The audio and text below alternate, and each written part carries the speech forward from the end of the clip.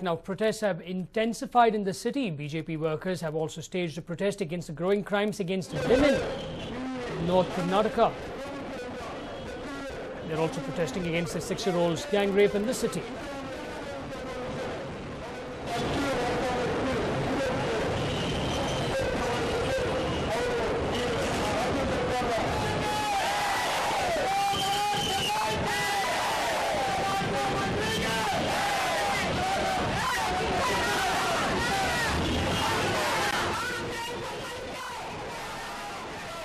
In fact, this is the question that we are asking our viewers. Are you joining Bengaluru's protest against the rape horror? Raise your voice and join the tsunami against the rape horror. You can call us on the numbers that are flashing on your screen. If you can't call us, you can also send us a text message.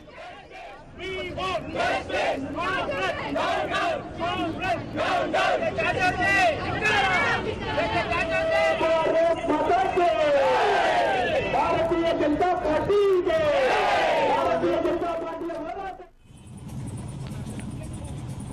That was not the only protest that took place this morning. In fact, this morning a rally was conducted or organized by the Royal Enfield Bullet Club.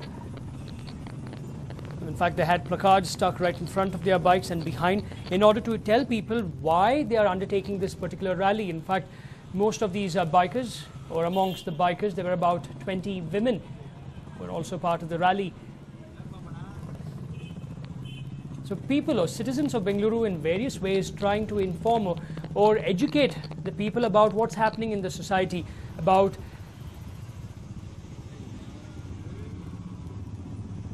the bad things that are taking place in society right here in Bengaluru. And most of them also want strict measures to be taken by the government in order to bring back Bangalore to what it was earlier.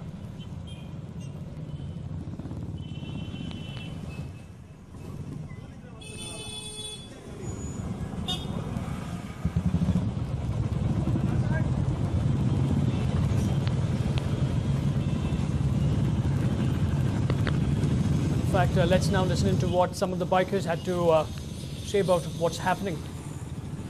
Awareness program, we're doing this so that it reaches out to the whole of Bangalore and a lot of people support it. In the last 15 days, I think there have been 3 rapes and one of them is a kid. So I hope this reaches out to much more people than I expect so that, such things stop. And I hope the law and court takes action immediately rather than putting it away. Sentence immediately, and he knows that what he's done is wrong. And it's kind of a mixed emotion. I'm angry, I'm pissed off, and I hope all this changes. Why we have a rally, it reaches out to different parts of the places, and we have messages, placards put on the bikes. So I think people will read that, and when people come and approach us about these kind of rallies, we have an explanation as to why we're doing this, so it'll help. It's not something which a civilized society should even have to face. People should definitely learn to respect women and generally humanity in general. Very sad to hear events like this, and especially in a city we are very proud of. We should stand up against it and stop it from happening in the future.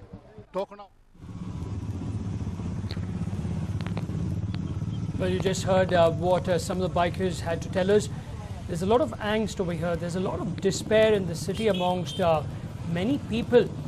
Many do not believe the police can actually take action, but are still hoping against hope that somehow things might change, that the government authorities, the ministers wake up from the deep slumber, come out with new regulations. It's not just about coming about with new laws, it's also about implementing those new laws.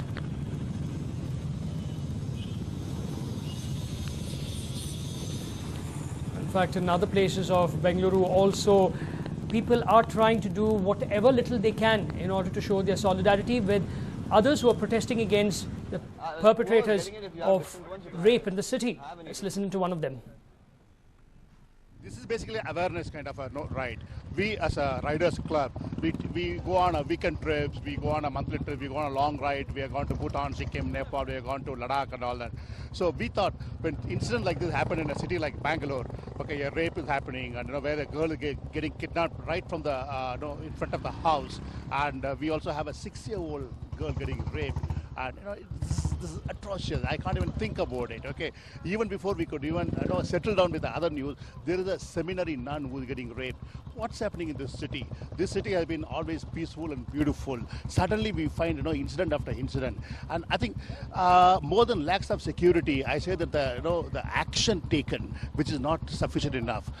The people should have the fear. People should have the guilty should be punished immediately, and it has to be a harsh kind of a punishment. Generally, it will be a lesson for others that they dare not do this. Plus, also, I feel that even the victim should stand up and fight. They should stand up, shout, and scream. Otherwise, things will not be heard. And along with them, people like us, organizations like us, and others will also help to raise the awareness level. We are like housewives. Mainly, we have little kids, and we are concerned about what has happened. Because we are far away from Marthali, we couldn't go there. So we thought we'll just gather. We were small in number initially, but slowly many people, females, parents, they came. We were about more than 70. And our aim is just to spread awareness. What has happened is not at all fair. And just want this to, get immediate justice.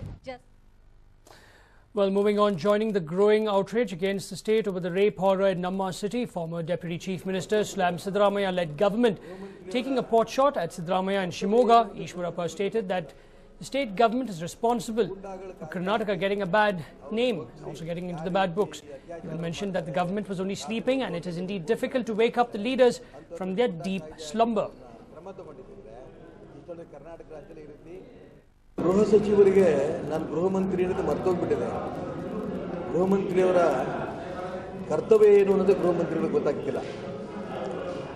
ಗೂಂಡಾಗಳ ಕಾಯ್ದೆ ಹಾಕಿ ಅವರು ಬಗ್ಸಿ ಯಾವ ರೀತಿ ಅತ್ಯಾಚಾರ ಮಾಡ್ತಾರೆ, ರಾತ್ರಿ 1-1.5 ಗಂಟೆ ಮೇಲೆ ಕೂಡಿ ಗಲಾಟೆ ಮಾಡ್ತಾರೆ, ಅಂಥವ್ರ ಮೇಲೆ ಗೂಂಡಾ ಕಾಯ್ದೆ ಹಾಕಿ ನಾವು ಅವ್ರನ್ನ ಕ್ರಮ ತಗೊಂಡಿದ್ದರೆ ಇಷ್ಟೊಂದು ಕರ್ನಾಟಕ ರಾಜ್ಯದಲ್ಲಿ ಈ ರೀತಿ ಅತ್ಯಾಚಾರಗಳ ಪ್ರಕರಣಗಳು ಉಳಿತಾನೇ ಇರಲಿಲ್ಲ, ನಡೀತಾನೂ ಇರಲಿಲ್ಲ.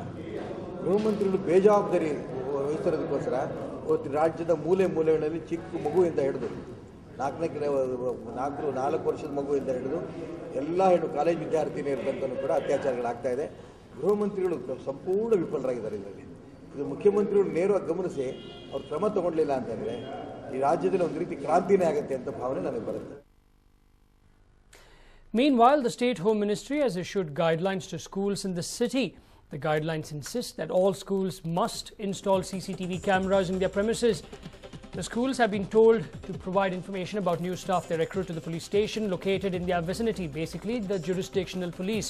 The police have also been instructed to visit the schools on a regular basis.